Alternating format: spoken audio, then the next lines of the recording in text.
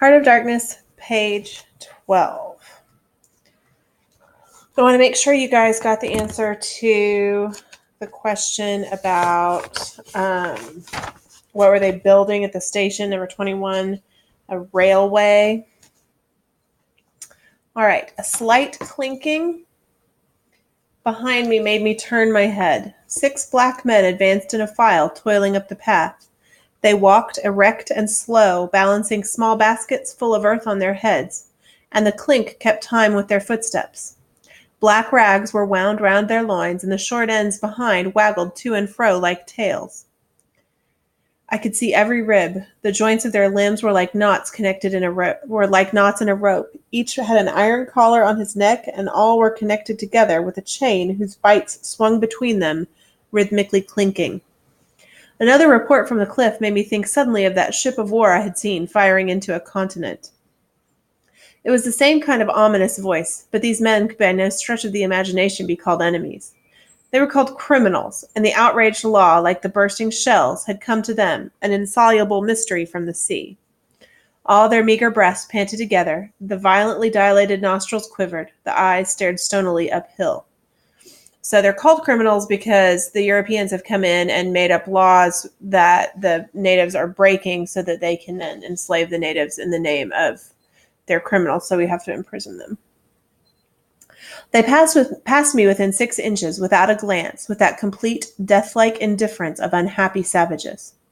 Behind this raw matter, one of the reclaimed, the product of the new forces at work, strolled despondently, carrying a rifle by its middle. He had a uniform jacket with one button off, and seeing a white man on the path, hoisted his weapon to his shoulder with alacrity. This was simple prudence, white men being so much alike at a distance that he could not tell who I might be. He was speedily reassured, and with a large, white, rascally grin and a glance at his charge, seemed to take me into partnership in his exalted trust. After all, I also was a part of the great cause of these high and just proceedings. Okay, so number 22, who are the first natives that Marlowe encounters? That's a chain gang, a group of prisoners chained together. Instead of going up, I turned and descended to the left. My idea was to let that chain gang get out of sight before I climbed the hill. You know I'm not particularly tender. I've had to strike and to fend off. I've had to resist and to attack sometimes. That's only one way of resisting, without counting the exact cost, according to the demands of such sort of life as I had blundered into. I've seen the devil of violence and the devil of greed and the devil of hot desire, but by all the stars, these were strong, lusty, red-eyed devils that swayed and drove men, I tell you. But as I stood on this hillside, I foresaw that in that blinding sunshine of that land, I would become acquainted with a flabby, pretending, weak-eyed devil of a rapacious and pitiless folly. How insidious he could be, too, I was only to find out several months later and 1,000 miles farther. For a moment I stood appalled, as though by a warning. Finally, I descended the hill, obliquely, towards the trees I had seen. Okay, number 23 asks a question about a phrase that gets misunderstood a whole lot. Marlowe says he sees strong, lusty, red-eyed devils. He does not mean the native people of Africa. He's personifying bad traits, the bad traits of violence, greed, and lust. He calls those strong, lusty, red-eyed devils, like what you would see sitting on your shoulder, encouraging you to beat up that kid or steal that money. He's not talking about Africans, and he's saying that he's dealt with those, and those affect men. But while he's here, he's seeing a worse kind of devil, kind of a sneaky and slow, not as manly as the other kinds. All right. I avoided a vast artificial hole somebody had been digging on the slope, the purpose of which I found it impossible to divine. It wasn't a quarry or a sandpit anyhow. It was just a hole. It might have been connected with the philanthropic desire of giving the criminals something to do. I don't know. Then I nearly fell into a very narrow ravine, almost no more than a scar in the hillside. I discovered that a lot of imported drainage pipes for the settlement had been tumbled in there. There wasn't one that was not broken. It was a wanton smash-up. At last I got under the trees.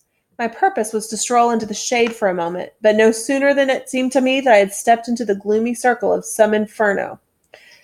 The rapids were near, and an uninterrupted, uniform, headlong, rushing noise filled the mournful stillness of the grove, where not a breath stirred, not a leaf moved, with a mysterious sound, as though the tearing pace of the launched earth had suddenly become audible. There's another example of that ineffectiveness of the Europeans when they talk about the smashed drain pipes. Also, an allusion to Dante's Inferno, famous work. And obviously, giving the criminals a giant hole to dig is not necessarily philanthropic. He's being sarcastic. Okay. Black shapes crouched, lay, sat between the trees, leaning against the trunks, clinging to the earth, half coming out, half effaced with the dim light, in all the attitudes of pain, abandonment, and despair. Another mine on the cliff went off, followed by a slight shudder of the soil under my feet. The work was going on, the work, and this was the place where some of the helpers had withdrawn to die. Number 24, when Marlowe moves into the shade, what does he discover? He discovers dying slaves.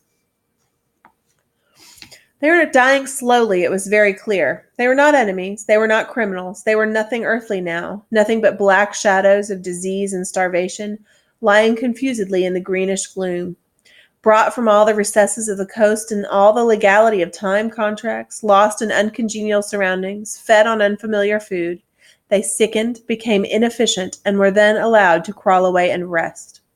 These moribund shapes were free as air and nearly as thin. I began to distinguish the gleam of the eyes under the trees. Then, glancing down, I saw a face near my hand. The black bones reclined at full length with one shoulder against the tree, and slowly the eyelids rose and the sunken eyes looked up at me, enormous and vacant, a kind of blind white flicker in the depths of the orbs which died out slowly. The man seemed young, almost a boy, but with them it's hard to tell. I found nothing else to do but offer him one of my good Swede ship's biscuits I had in my pocket. The fingers closed slowly on it and held. There was no other movement and no other glance. He had tied a bit of white worsted, that's a kind of fabric, round his neck. Why? Where did he get it? Was it a badge, an ornament, a charm, a propitiatory act? Was there any idea at all connected with it? It looked startling round his black neck, this bit of white thread from beyond the seas. Number 24, what does Marlowe give the dying man? He gives him a ship's biscuit. What's the next paragraph? Okay. Near the same tree, two more bundles of acute angles sat with their legs drawn up. That's a great a great metaphor for your literary terms. The acute angles are what he compares the dying slaves to. One, with his chin propped on his knees, stared at nothing in an intolerable and appalling manner. His brother phantom rested its forehead as if overcome with a great weariness, and all about others were scattered in every pose of contorted collapse, as if in some picture of a massacre or a pestilence. While I stood horror-struck, one of these creatures rose to his hands and knees and went off on all fours toward the river to drink. He lapped out of his hand, then sat up in the sunlight, crossing his shins in front of him, and after a time let his woolly head fall on his breastbone. Oh, I meant to say something in the last paragraph about that, with them it's hard to tell. It's a racist comment. But he also made that same racist comment about how the African guard couldn't tell the difference between the white people. Okay. I didn't want any more loitering in the shade, and I made haste toward the station. When near the buildings, I met a white man in such an unexpected elegance of get-up that in that first moment I took him for a sort of vision. I saw a high, starched collar, white cuffs, a light alpaca jacket, snowy trousers, a clean necktie, and varnished boots. No hat, hair parted, brushed, oiled, under a green-lined parasol held in a big white hand. He was amazing and had a penholder behind his ear. Okay, this guy is the company's chief accountant, and he's very tidy looking. He's very, very clean. And that's a great little bit of imagery. If you can just stop and appreciate the text for a minute, taking him for a sort of vision. He doesn't even look like he could be existing there, according to Marlowe. I shook hands with this miracle, and I learned he was the company's chief accountant, that all the bookkeeping was done at this station. He had come out for a moment, he said, to get a breath of fresh air. The expression sounded wonderfully odd, with its suggestion of sedentary desk life.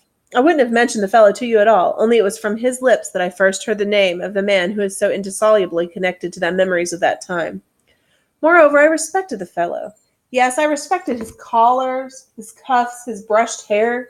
His appearance was certainly that of a hairdresser's dummy, but in the great demoralization of the land, he kept up his appearance. That's backbone. His starched collars and got-up shirt fronts were achievements of character. He had been out nearly 3 years, and later I could not help asking him how he managed to sport such linen. He had just the faintest blush and said modestly, "I've been teaching one of the native women about the station. It was difficult. She had a distaste for the work." Thus, this man had verily accomplished something, and he was devoted to his books, which were in apple pie order. Everything else in the station was a muddle. Heads, things, buildings. Strings of dusty natives with splay feet arrived and departed, a stream of manufactured goods, rubbishy cottons, beads, and brass wire set into the depths of darkness, and in return came a precious trickle of ivory. I had to wait in the station for 10 days, an eternity. I lived in a hut in the yard, but to be out of the chaos, I would sometimes get into the accountant's office. It was built on horizontal planks, and so badly put together that, as he bent over his high desk, he was barred from neck to heels with narrow strips of sunlight. There was no need to open the big shutter to see. It was hot there, too. Big flies buzzed fiendishly and did not sting, but stabbed. I sat generally on the floor, while of faultless appearance and even slightly scented. Perching on a high stool, he wrote. Sometimes he stood up for exercise. When a truckle bed with a sick man, some invalid agent from up country, was put in there, he exhibited a gentle annoyance. "The groans of this sick person," he said, "distract my attention, and without that it is extremely difficult to guard against clerical errors in this climate."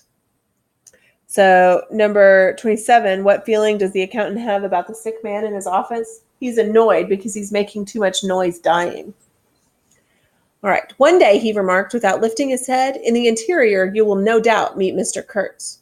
On my asking who Mr. Kurtz was, he said he was a first-class agent, and seeing my disappointment at this information, he added slowly, laying down his pen, "He is a very remarkable person."